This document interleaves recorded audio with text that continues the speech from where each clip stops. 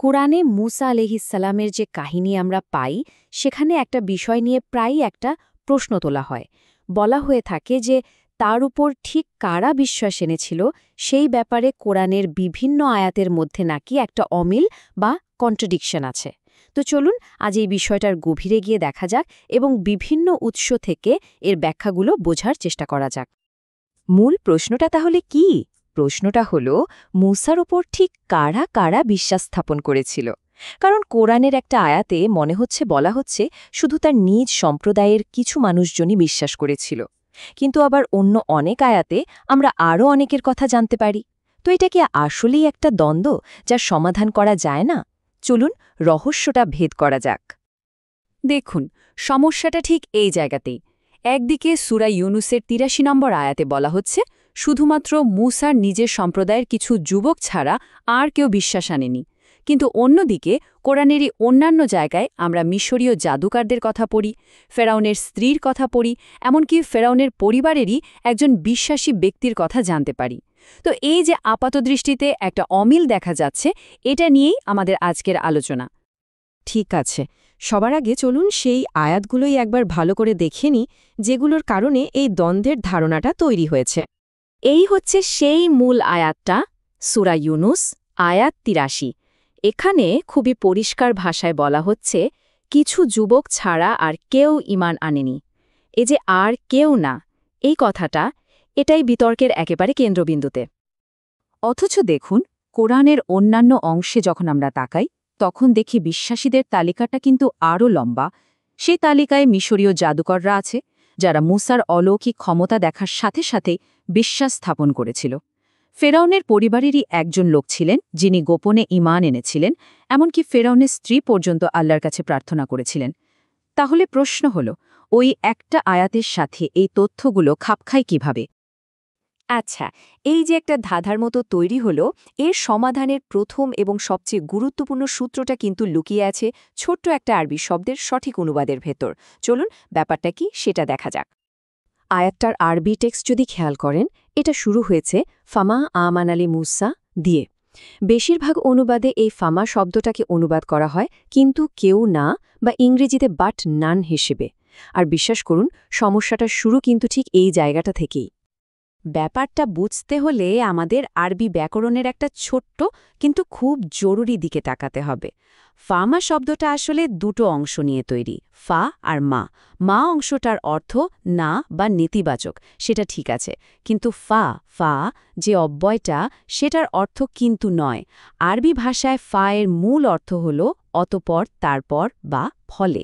মানে এটা একটা ঘটনার ধারাবাহিকতা বা সিকোয়েন্স বোঝায়, কোনো বৈপরীত্য বা কন্ট্রাডিকশন নয়।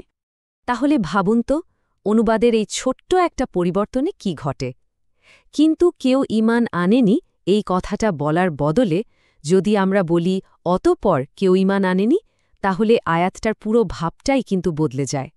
এটা তখন আর কোনো ফাইনাল স্টেটমেন্ট বা চূড়ান্ত উপসংহার থাকে না, বরং একটা নির্দিষ্ট মুহূর্তের চিত্র হয়ে ওঠে।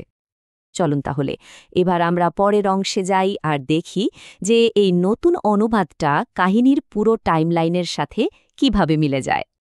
এই টাইমলাইনটা দেখলে বিষয়টা একেবারে পরিষ্কার হয়ে যাবে। ভাবুন, জাদুকররা তাদের জাদু দেখিয়েছে। মুসা আলাইহিসসালাম তখনও তার মজিজা বা অলৌকিক ক্ষমতা দেখাননি, শুধু মুখে বলছেন যে আল্লাহ তাদের জাদু ব্যর্থ করে দেবেন। ঠিক সেই মুহূর্তে, অর্থাৎ মজিজা দেখানোর ঠিক আগের মুহূর্তে অবস্থাটা কি ছিল? অবস্থাটা ছিল এই যে অতঃপর মুসার উপর তার কওমের কিছু যুবক ছাড়া আর কেউ ঈমান আনেনি। আয়াত ১০৮৩ হলো ঠিক ওই মুহূর্তের একটা স্ন্যাপশট। আর এর ঠিক পরেই যখন মুসা তার লাঠি নিক্ষেপ করলেন, তখনই জাদুকররা ঈমান আনল। সুতরাং মূল বিষয়টা হলো এই আয়াতটা মুসার পুরো মিশনের শেষে গিয়ে একটা ফাইনাল রিপোর্ট কার্ড দিচ্ছে না, বরং এটা গল্পের একটা অত্যন্ত নাটকীয় মুহূর্তের বর্ণনা দিচ্ছে। ঠিক একটা বড় পরিবর্তনের ঠিক আগে পরিস্থিতিটা কেমন ছিল সেটাই তুলে ধরছে। এখন চলুন এর সাথে সম্পর্কিত আরেকটা মজার বিষয়ের দিকে তাকাই। ফেরাউনের সাথে ঠিক কাদেরকে শাস্তি দেওয়া হয়েছিল? এখানেও ভাষা একটা খুব গুরুত্বপূর্ণ ভূমিকা পালন করে।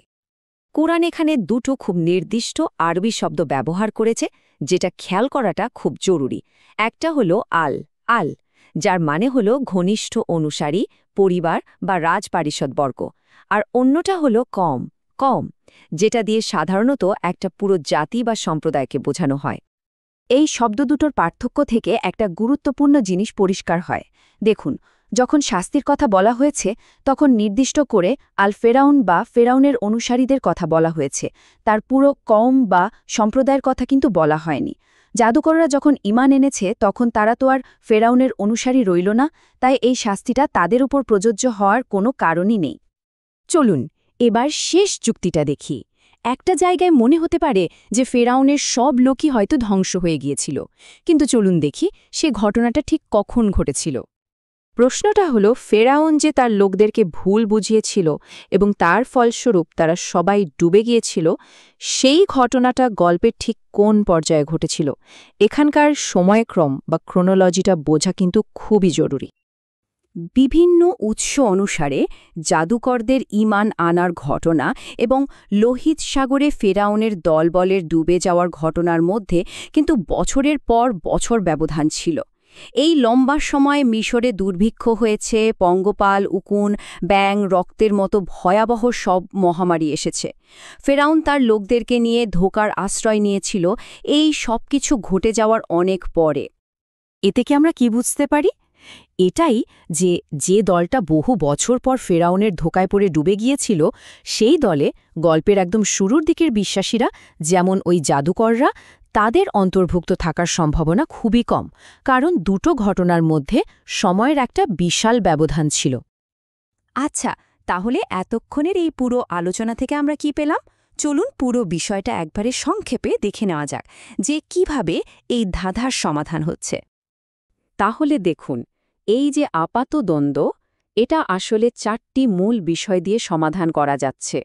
প্রথমত, ফা শব্দের সঠিক অনুবাদ, যার অর্থ অতঃপর কিন্তু নয়। দ্বিতীয়ত, আয়াতটিকে গল্পের একটা নির্দিষ্ট মুহূর্তের স্ন্যাপশট হিসাবে দেখা, ফাইনাল রিপোর্ট হিসাবে নয়। তৃতীয়ত, আল এবং কম এই দুটো শব্দের মধ্যে যে সূক্ষ্ম কিন্তু গুরুত্বপূর্ণ পার্থক্য আছে সেটা বোঝা। আর চতুর্থত, গল্পের বিভিন্ন ঘটনার মধ্যে যে লম্বা সময়ের ব্যবধান আছে সেটাকে মাথায় রাখা। এই সবগুলো টুকরো একসাথে জুড়লে আর কোনো দ্বন্দ্বই আসলে থাকে না। শেষ করার আগে একটা প্রশ্ন রেখে যেতে চাই, শুধু এই কাহিনীর ক্ষেত্রে নয়, যে কোনো জটিল বিষয় বা ঘটনাকে যখন আমরা একটা ওট্টা বা চূড়ান্ত বিবৃতি হিসেবে না দেখে ছোট ছোট মুহূর্তের একটা ধারাবাহিক ক্রম হিসেবে দেখি, তখন সেই বিষয়টা সম্পর্কে আমাদের বোঝাপড়া বা উপলব্ধি ঠিক কতটা গভীরভাবে বদলে যেতে পারে